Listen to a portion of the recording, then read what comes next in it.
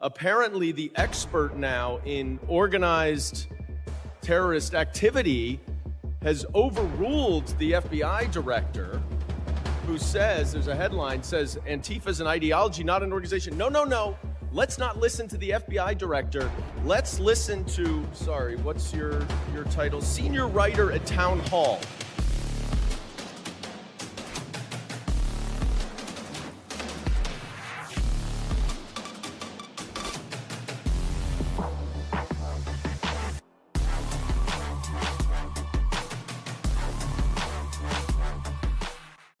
Welcome to America Uncanceled on CPAC Now. This is Matt Schlapp, missing Mercedes Schlapp, as she'll be with us again soon.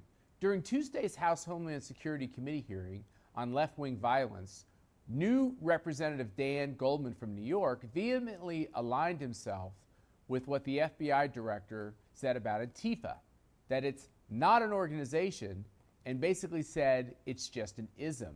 He openly mocked senior town hall writer Julio Rosas. After years of Antifa promoting violence all over the country, and by the way, at CPAC Australia and events overseas, and causing millions of dollars in property damage across the country, it's puzzling why Goldman would feel so passionate about defending it, along with the much maligned FBI. Joining us today is CPAC friend and my friend to try to figure out what gets in the mind of these Marxist Democrat congressmen to try to help us all understand what they're up to. Julio, thanks for joining us today. Yeah, thanks for having me, Matt. So literally, you and I have talked about this, but we are over in Australia for CPAC Australia the first year, and they said there's a huge Antifa riot out front, and the Australian police force was out there, and there was a lot of, no gunshots being fired, but a lot of people pushing and shoving, and I went out to go see the action for myself. And some of our CPAC attendees went and stole the Antifa banner that they had made out of a bed sheet or was some kind of a big banner and brought it into the CPAC, and they were all kind of obviously having a fun, jocular moment over this protest. But how is it people in Australia are making signs with Antifa and Antifa logos on it, yet this congressman believes there's no such thing as Antifa? It's interesting because I in my opening statement I mentioned Jerry Nadler, who infamously said that it was a myth back in 2020, and that was during when the federal courthouse in Portland was under siege, and that lasted for about a month. Honestly, I think it's just because the reason why not just Goldman or Nadler, but many Democrats don't want to even acknowledge the existence of Antifa is for a couple of reasons. One is just because it's just to keep focus on Republicans and Trump supporters, right? I mean, they always bring up January 6th as an example, but also I think it's because they're scared of them, because the whole entire Antifa ideology, not to get too much in the weeds about it, but it's an anarcho-communist type ideology, and so that means not just getting rid of the police, but the entire United States government as we know it, and that includes Democrats, not just Republicans. So I think it's a twofold reason. Also, just because again, during the hearing they brought up the Oklahoma City bombing, they brought up the shootings in El Paso and Buffalo, and the point of the hearing wasn't to say there's only left-wing violence. It's just that we need to talk about left-wing violence too, because not only did we come out of 2020 completely, filled to the brim with that, but the current administration and the law enforcement apparatus that is beholden to the executive branch seems to only focus on conservatives, and not even just like the far right, but people who show up to school board meetings and pro-life protesters. Yeah, for sure. God forbid you go to a Latin mass, you could have the FBI listening in on your phone calls or knocking at your door.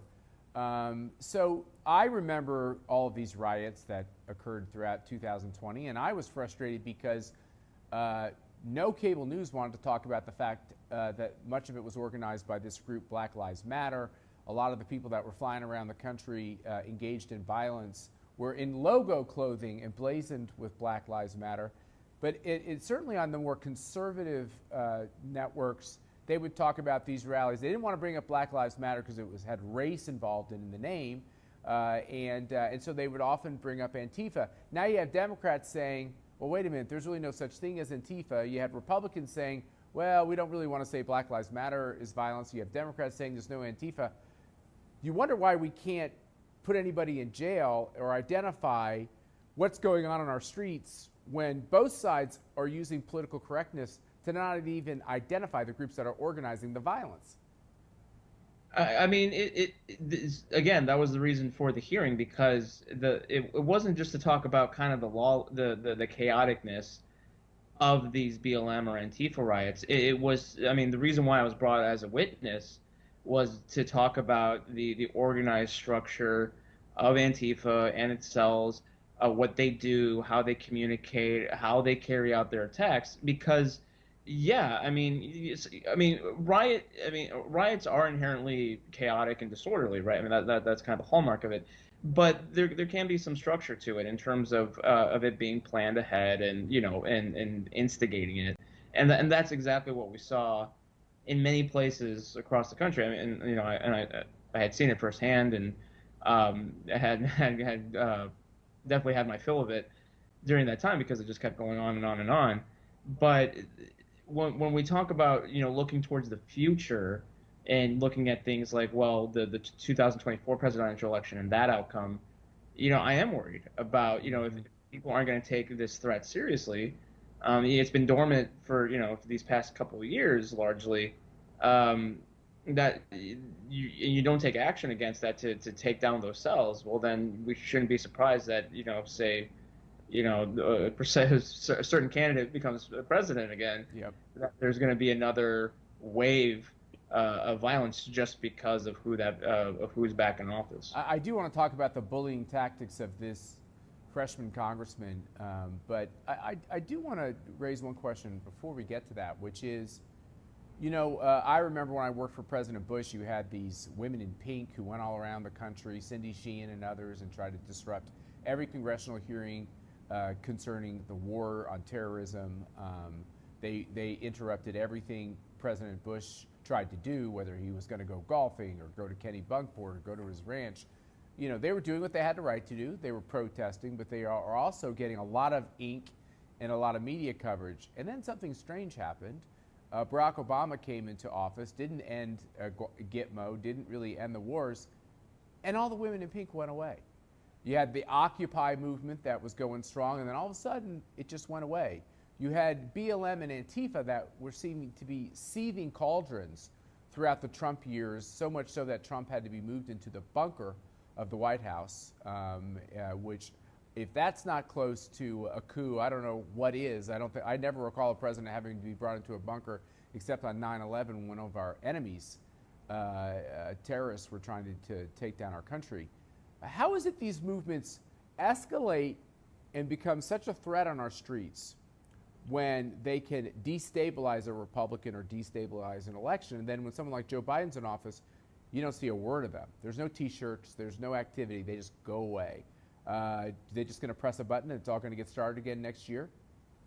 I think, you bring up a good point, because there have been times during the Biden administration where there were controversial police actions.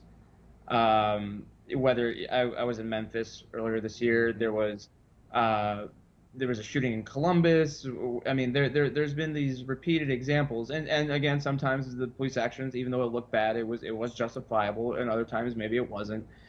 And yet there was no kind of explosive reaction to it. And I bring up Kenosha a lot when I retell these events, because Kenosha, that was a justified police action. What happened to Jacob Blake? It looked bad in the 7-second video that was posted and went viral and all that, but the investigation showed that no, the officer was in the right, and yet $50 million at least was destroyed in that town, and obviously the Kyle Rittenhouse situation came out of that. And so I didn't used to subscribe to that kind of like thinking, admittedly, during that time, because I thought it was going to continue. But then, yeah, we're in the last riot I covered was April of 2021 in Brooklyn Center, Minnesota, with the Kim Potter case. That was the last major kind of BLM affiliated riot that I covered, and that was 2 years ago now at this point. And so I think, again, thinking ahead, what could be the next thing that could spark that? And it's like, oh, a presidential election with a Republican back in office. And so you think, and so yeah, I think there's something to that. I also think 2020 was just a unique year because not only was it, yes, an election year, but you also had COVID and kind of all the craziness that kind of went along with that, people losing their minds with being locked Wait a up in minute, some people lost their minds? I don't remember that. their even before that, yeah, exactly. But so 2020 was, I would say, a very unique year because of all those factors. But obviously there have been protests and riots prior to that, and for different reasons. So I think there is something to that when there is a Republican in the White House. Which Look, I'm going to say what I think. You're the journalist, I'm not, but I think it's a very well coordinated effort to destabilize things. I think the money flows through these nonprofits that are doing everything they can to help the Democratic Party, and when social unrest hurts the Democratic Party, they recede. You know, if there was a big Democratic primary, which there could be because Joe Biden is not in good health mentally or physically, you know, we could see them trying to be involved in that. But by and large, it's everything they can to hurt the GOP and hurt the Republicans. And it seems like when you came before the committee the other day, the Democrats are really showing their true colors. There was an attempt to basically belittle you and smear you and bully you from this congressman a lot of us saw during impeachment, Dan Goldman from New York. How did it feel to be so disrespected by somebody who is a constitutional office holder of the United States? You are a citizen of the United States. You deserve respect when you go for a committee like that. How did it feel to be treated like that? I mean, I admit it caught me off guard, but I also knew going in that he was going to make a scene because this wasn't the full committee, Homeland Security. This was a subcommittee, and I had learned prior that Goldman had waived his right to come on, and so that to me signaled that you have a congressman who's pretty high profile. He's going out of his way to go to this subcommittee. He's got something up his sleeve to make a scene, and I didn't really expect to be part of that scene, but again, I did my research. I went in being prepared for anything. That's what Marines do, and so it was a little frustrating, admittedly, only because I couldn't respond back in that moment because as 5 minutes, that is their time. They can choose to do what they want with it.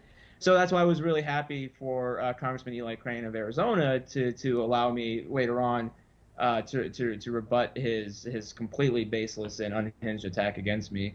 And really, if you look at the reaction online, the vast majority of people would agree that Goldman definitely made a fool out of himself. So did you go into the hearing ready to hit him back? Yeah. I mean, like I said, I was prepared. I was prepared with different things for many scenarios, and so. I'm not. I think it's funny because I mean he represents Wall Street, right? I mean that's why it's a little weird, and it's a good question, right? It's like, look, man, you got an impossibly good stock portfolio. What's the deal about that? It's just a shame. It's just a shame that he had left out of the hearing room. But at the same time, I'm also glad he did because he probably would have wanted the word stricken, or he would have caused even a bigger scene if he was still there. But I mean that's how these hearings go. Has he responded to you on Twitter? He has not, but I've seen a lot of people in his replies asking him how his impossibly good stock portfolio is doing. So I think it's a valid question to be asking. And we used to say in the old days he's one of these limousine liberals who inherited all of his money from daddy, has an amazing, as you say, stock portfolio and asset sheet. And really what he's done is do everything he can to stop Trump, was involved in Trump impeachment. Finds himself in Congress and now is using that perch to try to push a radical agenda, which includes disrespect for somebody with your point of view. Yeah, and look, I don't like to play into the whole identity politics thing of the left, but I mean, I'd be remiss if I didn't mention that, like, you're right. We have a wealthy, white New York liberal, again, who represents Wall Street, trying to talk down to a Latino who comes from a working class family, and that I've earned my position and I have earned my money. I went out to these riots. I chewed the dirt. I was in these very dangerous situations, sometimes by myself with nothing but a K-bar knife to keep me safe in case I had to defend myself, which thankfully I didn't have to. And I didn't see him. out there during any of these places. I didn't see him in New York when I was up there. I didn't see him in Portland, and yet he has the audacity to say, no, we can't trust this guy who's been on the ground. We have to trust the heavily discredited FBI director. Which, I mean, him trying to invoke the FBI at this moment, right when we're learning everything new about it's the hubris is definitely strong. Would you like to tell the congressman anything right here on CPAC Now? Yeah, he's a prick, and he was too much of a coward to stay because he knew I would have a chance to respond. But I mean, he is the embodiment of Washington elitism that the rest of the country despises.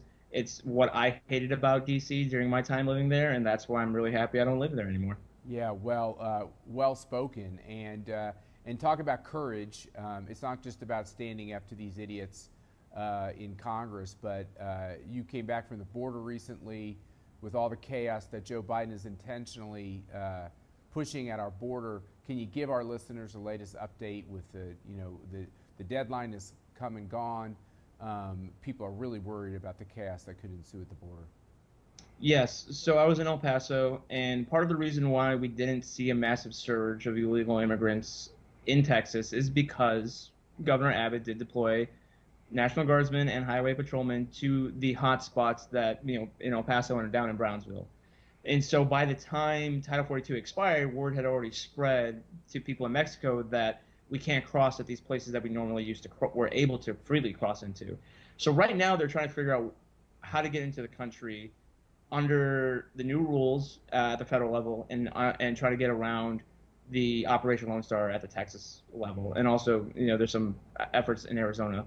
So they haven't gone away. They haven't gone home. The Biden administration is taking a victory lap by saying, "Oh, look, it's not as chaotic as you guys were predicting it to be." But first off, apprehensions are still 5,000 a day. That's still very, very high. It might not be as high as the current crisis, but that's still historically not normal. But also they're waiting. They did not go back to Venezuela. They haven't gone back to Colombia. They are all still in Mexico. They're currently making their way up through Mexico as we speak. So I think the summer is still going to be pretty busy. It may not be as bad as the past 2 years, but again, anything over 1,000 apprehensions a day is very bad for the system. And plus, even if everything were to go back to normal, the secondary and third effects within the asylum court system, the immigration court system, is still going to be with us for a very long time because of all the people that have come in these past 2 years. Okay, so you have a great title to your book. Can you tell us the title? Fiery but mostly peaceful, the 2020 riots and gaslighting of America. Now, does that harken to what scene from what cable news show when you title your book? So I always brag on CNN, but I have to give them credit for giving me the title of my book because that was the fiery but mostly peaceful was from the Chiron that they were using to describe the situation in Kenosha, Wisconsin, with Omar Jimenez, who was a reporter on the scene. He was literally showing fires in the background, and yet some guy in the control room, and I assume either Atlanta or New York City, was just we're gonna type this, we're gonna describe it this way. So, I woke up in Kenosha the next day, and I was seeing the screenshots, and at first I thought, oh wow, that's a really good meme, that's really good Photoshop with that Chiron. But then I saw someone post a video, and I was thinking, wait, no, that's real. Oh wow, what? But the silver lining is they gave me a great title for my book. So CNN doesn't get any money when people buy your book, but how can we buy your book? So you can go to juliorosas.com. There's all these different links. The most popular option is Amazon. However, I understand people may not want to give Jeff Bezos their money, so there's also Barnes & Noble, Books A Million, and Thrift Books. Along with, you can go to the Daily Wire website because Daily Wire published my book. Great. Julio Rosas, thanks for your friendship. Thanks for your courageous work. I hope you get up in front of the halls of Congress soon and take on more of these guys with your honest talk. And thanks for joining us today. Thanks for having me. All right, take care. Remember, if you missed an episode, you can always go to our website at cpac.org/now, or you can listen wherever you get your podcasts. We'll see you next time, and God bless.